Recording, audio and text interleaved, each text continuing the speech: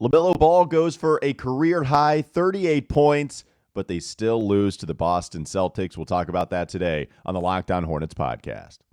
You are Locked On Hornets, part of the Locked On Podcast Network, your team every day. In a minute, cuz we live.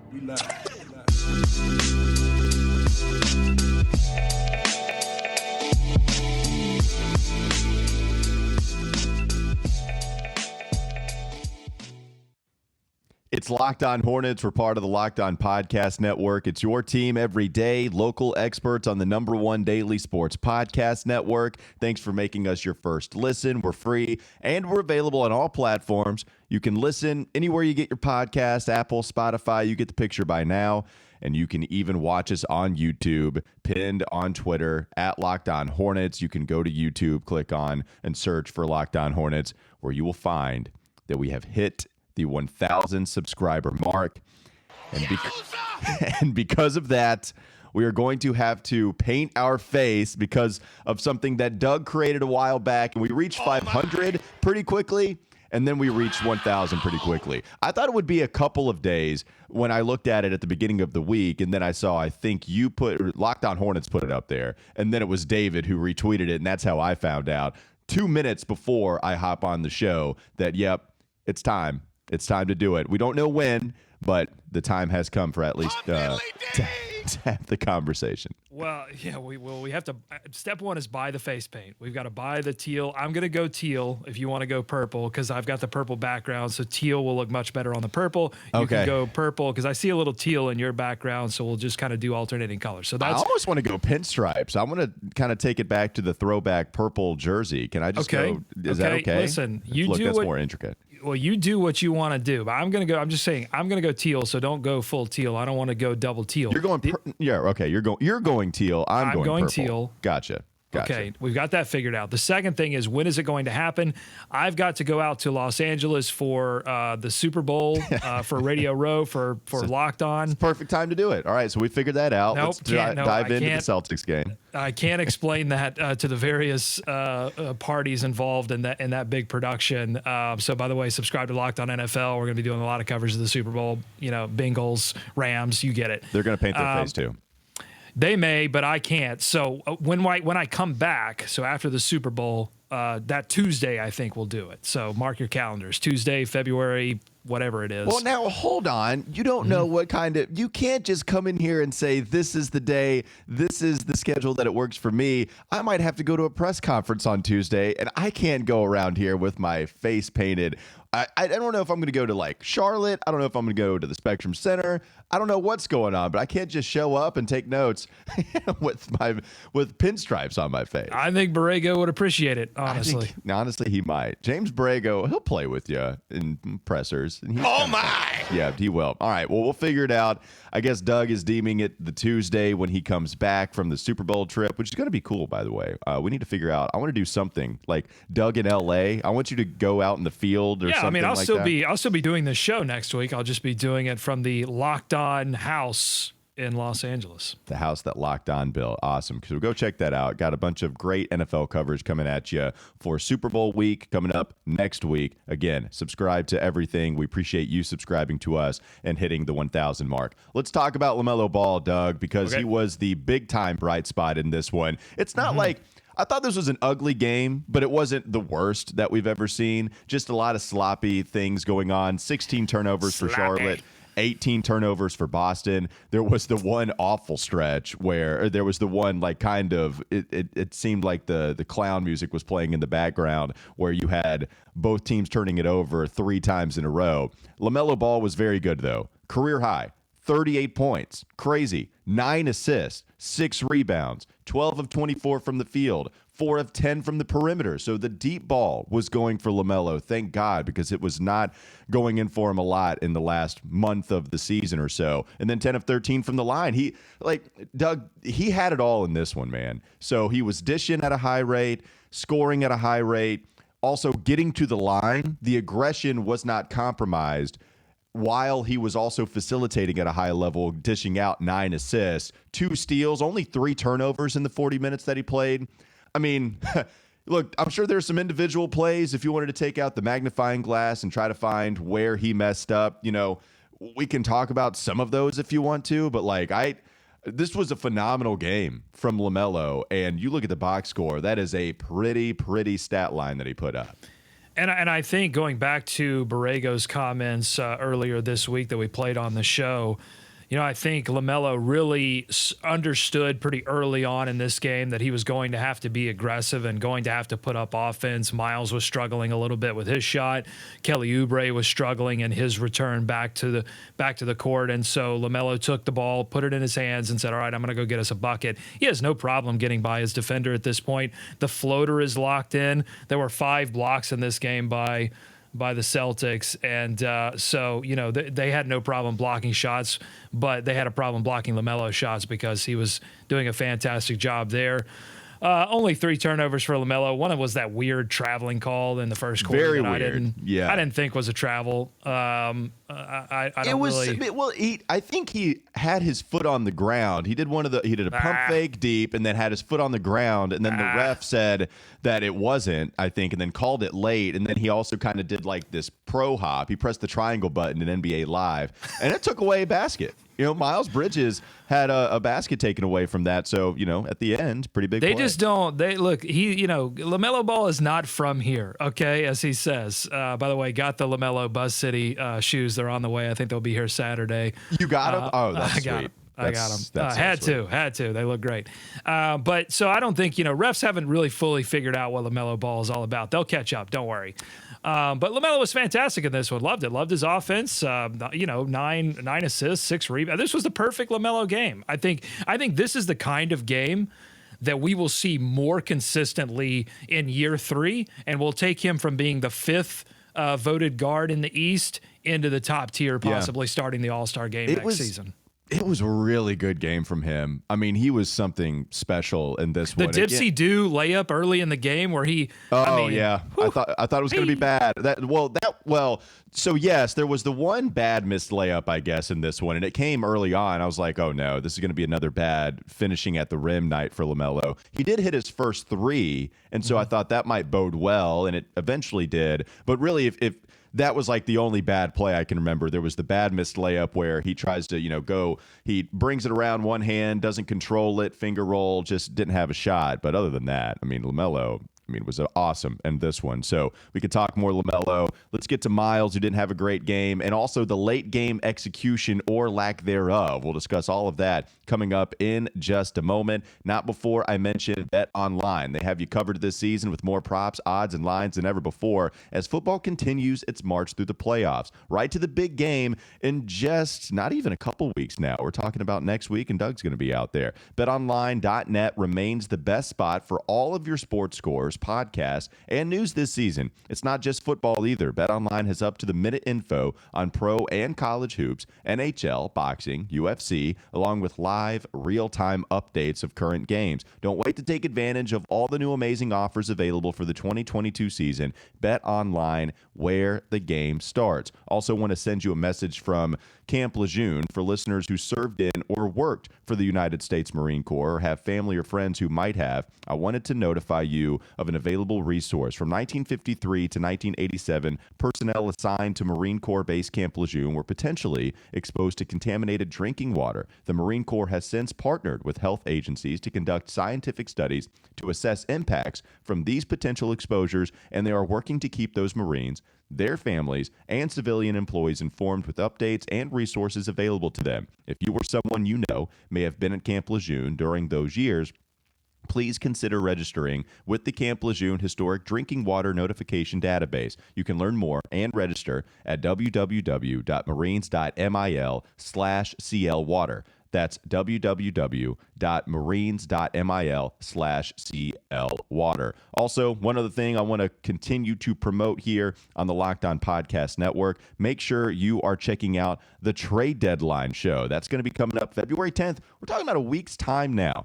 Thanks for making Locked On Hornets your first listen, but the NBA trade deadline is Thursday, February 10th at 3 p.m., and the Locked On NBA podcast will be covering it live from 2 to 4 p.m., so you can join Kim Becker, John Corrales, and Locked On Fantasy Basketball host Josh Lloyd to get analysis of every blockbuster move. Subscribe to Locked On NBA YouTube and turn your notifications on so you know when they go live. Late game execution. How bad, how good was it? We talk about that next on the Locked On Hornets podcast.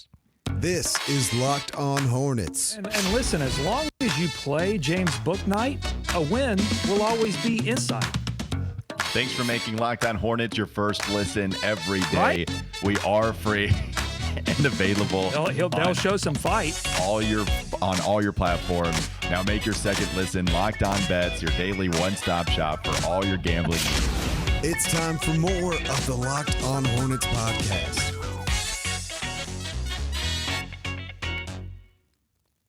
All right, Doug, this one went down to the wire, and there were about 4, maybe 5 possessions that you can look at for Charlotte, and eventually they would lose 113 to 107. Charlotte would actually outscore Boston 29 to 25 in the fourth quarter, but there were a couple of possessions we can look at. Let's go to, I guess, the last couple of shots that did not go in the most critical time. PJ Washington, the blocked 3 by Robert Williams, and LaMelo Ball going to his left off of an out-of-bounds play and just throwing up a 3 that didn't have a shot to go in. So which one? Let's start with PJ's first because that happened first. When I watched that in real time, I thought that was a made-up play from PJ where he just had it in his mind.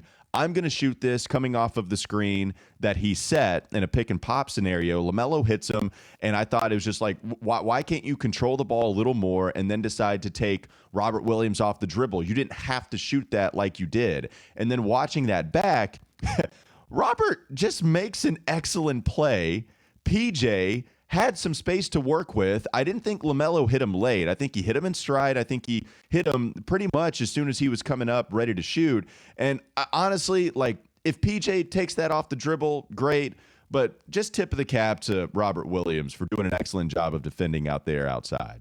No, it was a really nice play design, I thought, because you have PJ Washington setting the back screen for Rozier. Rozier cuts down and tries to do a little rub screen on PJ's man, Robert Williams, and actually makes some contact. Robert Williams has to adjust. He just took these like monstrous Giannis steps that I don't think that PJ was quite ready for. And there was a play earlier in the game when the ball found its way to PJ and PJ pulled up very quickly, had his mind set on shooting the basketball. It was a contested 3 and he knocked it down. So it's not as if PJ is incapable of pulling up quickly and knocking down a 3-point shot.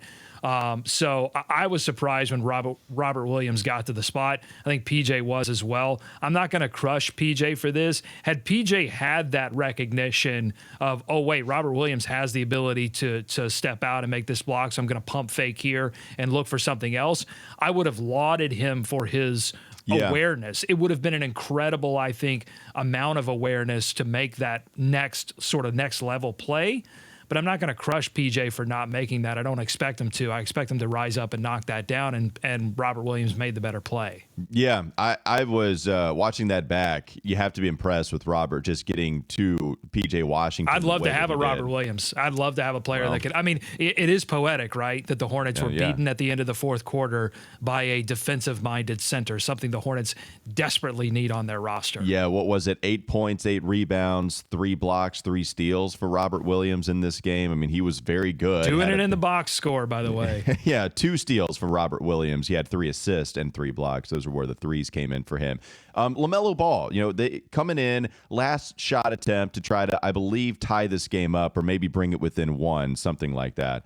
LaMelo Ball comes in, gets the basketball, immediately turns around, going to his left, pretty far away from the basket, throws something up, good defense from Jaylen Brown. That is one where LaMelo had it in his mind. I'm going to shoot this thing as soon as I catch it. And I thought there could have been a better decision there. Again, LaMelo was incredible, right? LaMelo was the only reason that they were here. Terry hit a big shot late. We'll get to some of his other possessions at the end of the game. Like, I don't want this to be an indictment on LaMelo, who I just praised for having just a sick stat line. This was a shot where you didn't have to hoist that thing up the way you did. Maybe take another dribble, but you had it in your mind. Jaylen Brown had great defense, and that shot didn't really have a prayer. Yeah, so 111-107 was the score, 15 seconds to go. Certainly could have gotten a better look at that point, but the way everyone was standing around, it did seem like that play was for LaMelo and for LaMelo only. LaMelo Ball has actually struggled this year a lot with shooting to his left. Like, his three-point shooting numbers, even in the corner, even in the left corner, are significantly worse than when he goes right. And so they had to inbound from the left. Maybe there could be some recognition moving forward that, hey, if we're inbounding on that side, we need to work some kind of action to get LaMelo going back right. LaMelo works on it in the offseason and improves his ability to hit jump shots to his left. So just something to continue to watch for. I mean, there were several plays down the stretch, especially on the defensive end, where the Hornets got caught fouling, reaching. Borrego talked about it at the end of the game. Discipline, having to work on that defensive discipline not to reach.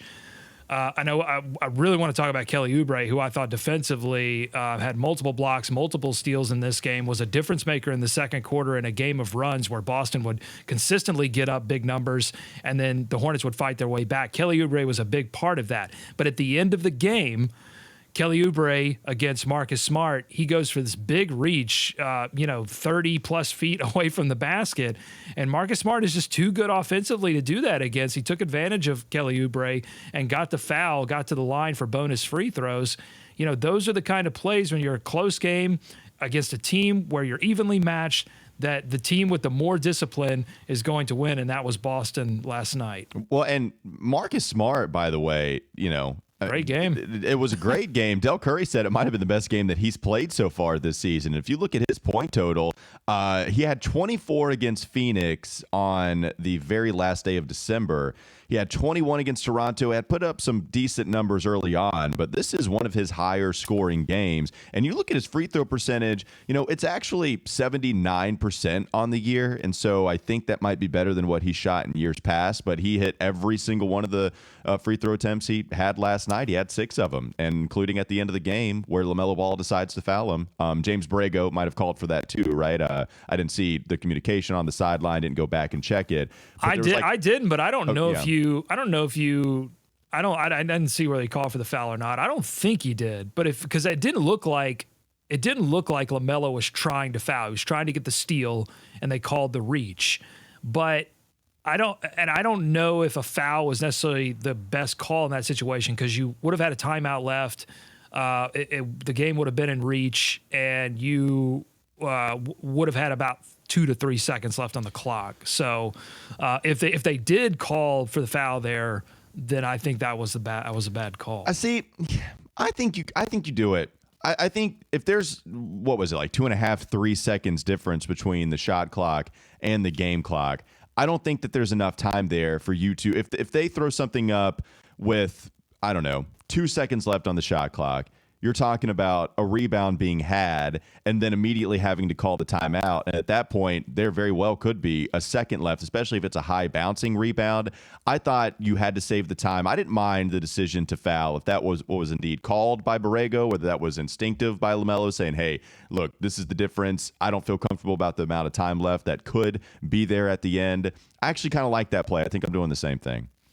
Well, Walker, that just comes down to me wanting to risk it and you wanting to play it safe. You are the professional broadcaster, cynical, hardened journalist. You want to slow the game down, play it traditional, play the foul game. That's fine. I want to take risk, baby. That's fine. I did, real quickly before we move on, I want to go back to Kelly.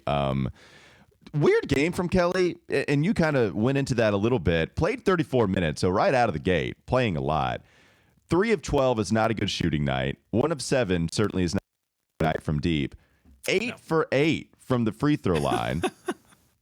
4 steals, 3 blocks, 15 points, but at the end of the game having that reach, 5 fouls in this one. Just Oh, really good. Ooh, pretty bad. Ooh, pretty bad. Oh, really good. Like, I've been pretty critical of Kelly's defense all season long. Offensively, he's been great. There's no doubt about it. Defensively, I think there's been some pretty major issues, especially with his team defense. In this one, there were multiple times I thought, great play from Kelly, just getting a hand on it, just showing some effort, making the Celtics maybe get out of rhythm a little bit. Had four steals, 3 blocks, like I mentioned. Man, just a weird game, not one I'm used to seeing from Kelly when he does impact in a positive way. Yeah, but I think if you look back at that second quarter, this game, I think Boston was primed to blow the Hornets out. Honestly, I just didn't think the Hornets. I thought they started the game well, but heading into that second quarter, I didn't feel very good about this game. And Kelly, his entrance into the game made me feel a lot better. And so yes, there were some struggles, but I think when you take in, the holistic view on Oubre's game, I think he kept him in this one. And that's what you love about Oubre this season, is that he hasn't been sort of one thing. He definitely has the one thing that they need him to do, which is shoot the basketball well, especially from outside. And he didn't do it in this game, but he's done that over the course of this season. But he's also been able to impact games in different ways. So I'm excited for Oubre to get back into the groove. Tsunami Poppy, baby. Yeah, I mean, the 8 for 8 from the free throw line thing, that'll help when your shot's not going, right? If you just don't miss one single free throw, then yeah, I mean, and you look at this, I'm looking down pretty quickly at every other game. That might have been the most free throw attempts he's taken on the season. He had 8 against Portland on October 31st. He was only 4 of 8 that game, and that's it. So this is tied for the most free throw attempts he's taken in a single game this year, and he hit every single one of them. So at least you did a good job there, and that's what you like to see. Shots not falling.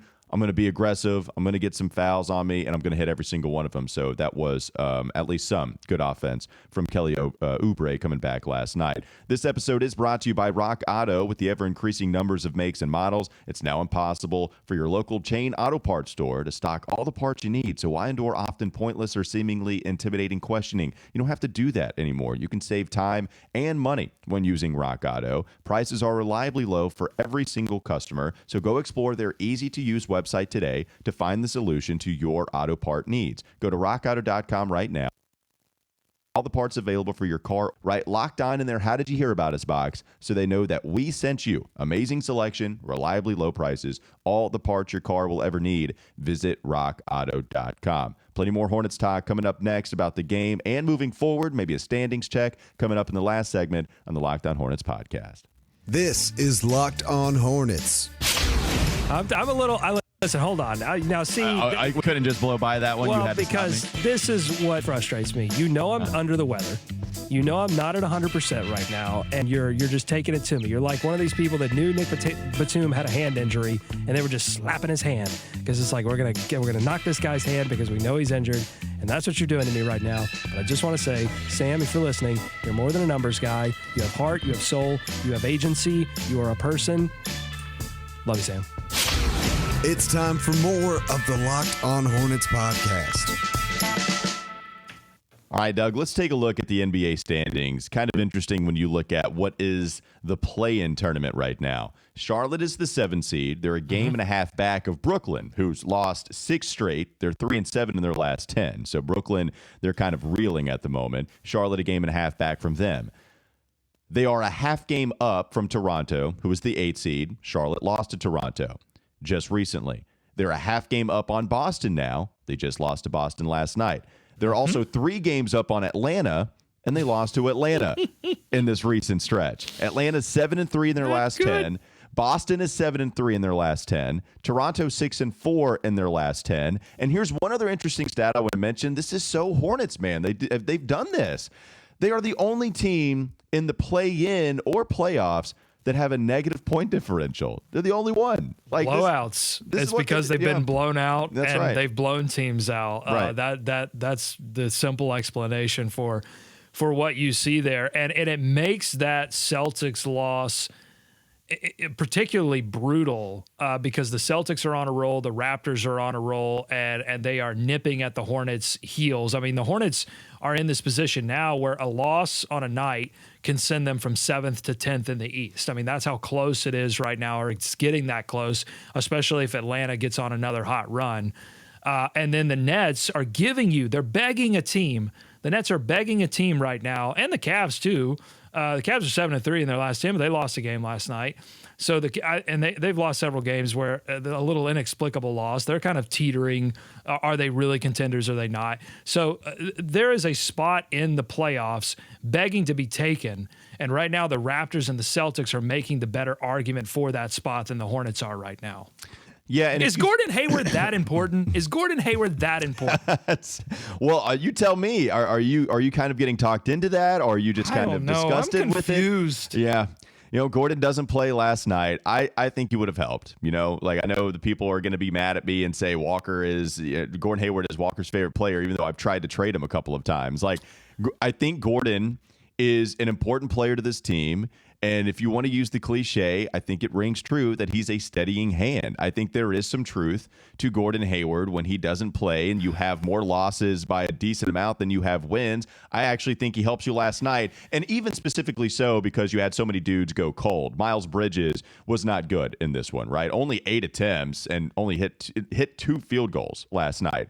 2 of 3 from the free throw line. Didn't have any assists in 30 minutes.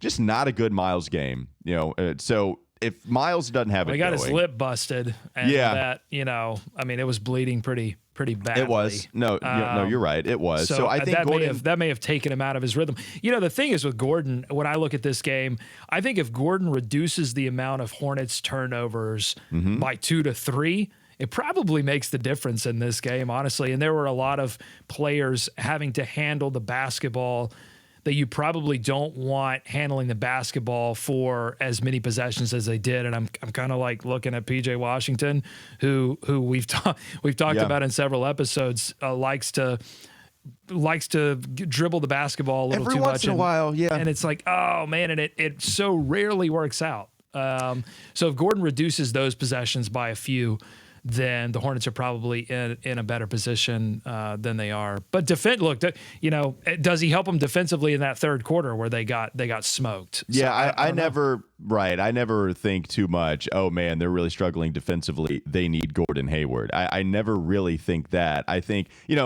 I don't think he's going to be this huge minus defensively. I just think that he's not the guy, hey, go guard Jaylen Brown who's torching us, or go guard whoever on the other team. We didn't even mention that, by the way. In this Boston loss, you get another bad Jason Tatum game where he goes 1 of 7 from 3. Jaylen Brown was good, but not like 40. He didn't put a 40 burger on us, which he's capable of. This really was Marcus Smart and Josh Richardson. Like the Boston bench, which I mentioned in the preview, is not good.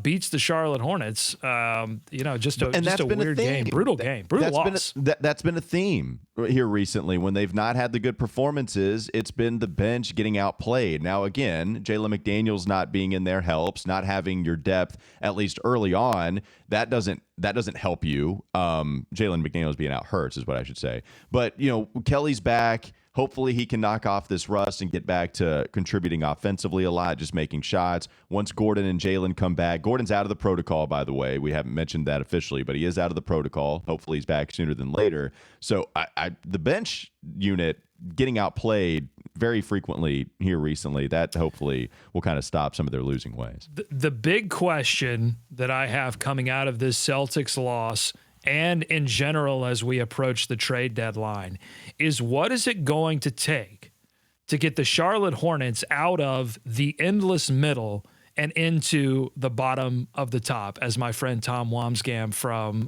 Succession would say. What is it going to take to get them into the bottom of the top, which is that 6th seed or 5th seed in the playoffs, because they've been stuck in the 7-8 position for so long. And you've seen teams like the Wizards and the Knicks, they got found out. They were at the top of the standings, and all of a sudden now that they're at the bottom of the standings. But you've had other teams like the Bucks and the Heat and the Sixers who struggled a little bit out of the gate, who have now risen to the where we all thought they would be, cream of the crop. But the Hornets, they've stayed right in that endless middle, and I'm ready to be out of it. And I hope that Mitch Kupchak, if you're listening, I hope you make a move at the trade deadline to get us out of this endless middle, because I can't take it anymore. Well, I'm going to paint my face. That's how distraught I am. We know James Borrego talked about this. They've played a lot of teams that have been very good at rim protection, and to Robert Williams, who's very good at that, had 3 blocks last night. And one thing we did not mention, here are the Hornets going big at the starting lineup. So you have Miles Bridges start at the 3, PJ Washington starts at the 4, and Mason Plumlee starts at the 5. They went monstrous in this one. They didn't start Cody Martin, who just played 16 minutes in this game, and then Kelly, resumed his normal role, coming back off the bench, just being that sixth man. But because here's the bottom line, Walker. The Hornets are a team right now that have to adjust to their opponent, whether it's changing the starting lineup or whether it's going to zone constantly through a game because you can't defend the rim. The Hornets have to adjust to their opponent. That's what I'm looking for from a future Hornets team, whether it's, at the back half of this trade deadline, the back half of the season, or next season. The Hornets need to get to a point where teams are adjusting to them. And that's LaMelo Ball, too. LaMelo Ball, I think, in year 3, that's the jumping off point.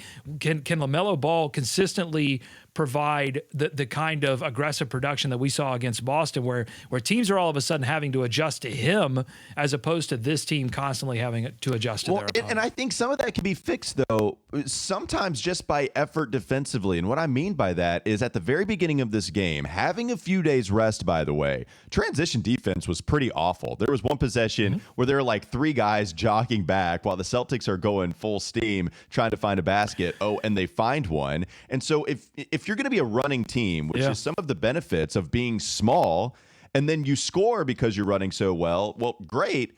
But then you don't get back on defense, and so you don't make them adjust because, if they're going to score this basket, we're just going to try to run too. And if they're so great in transition, we're just going to go get this easy bucket. We can keep up with them. And then in the half-court set, which is inevitably going to happen a lot, we'll just stop them then. By the way, Boston doesn't run. They're not a high-paced team. They don't run.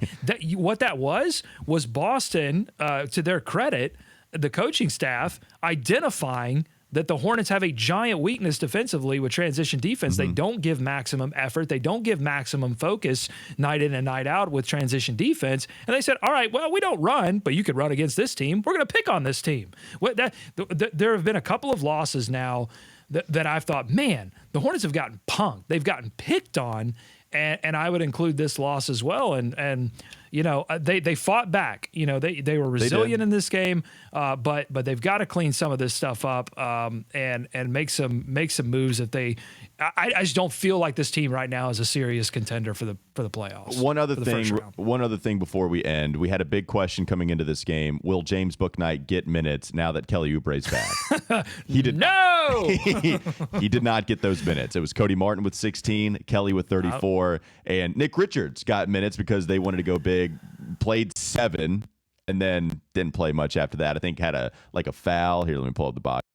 Nick Richards had that one foul. It was a minus 13 they went big. in the 7 minute. They went big. I don't think this is a definitive no. Like, I think that there's a possibility we could see more Bouknight in the future, if even with the Hornets being healthy, depending on matchups, depending on if they need a little bit more offensive punch. And I think that, to Bouknight's credit, he made the argument. It just isn't. It just wasn't strong enough to justify playing him over some of the veterans. So you got to be patient. Yeah. Tough schedule coming up. Cleveland at home. All of these games are at home. So lots of Spectrum Center action going on. But here are your opponents. Cleveland. Got to beat them. Cleveland tomorrow. Got to beat them. Then Miami, the second night of a back-to-back on Saturday. Got to beat them. Toronto Monday, Chicago. Take care of business. Chicago Wednesday, and give me the space. And then it starts to ease up. Not even really. You have the one break against Detroit on the road. Then it's Memphis on the road against Minnesota. They've taken care of Memphis. All right, that's an easy win. Easy dub. All right, there you go. Have it called by Doug. You can. So I guess you won't even wear the big dub hat for that one then. Like, if it's so easy, right? Yeah, I'll wear the big dub hat if I know Miami's lost 3 in a row. They're missing some players. I don't know what the status of the roster is going to be, but I think a win against Miami, regardless of the roster, would be just mentally helpful for the Hornets at this point. So I would wear the big dub hat for that one. I don't know about Cleveland. Not ready to give them big dub. Just wear it around Nashville if you want.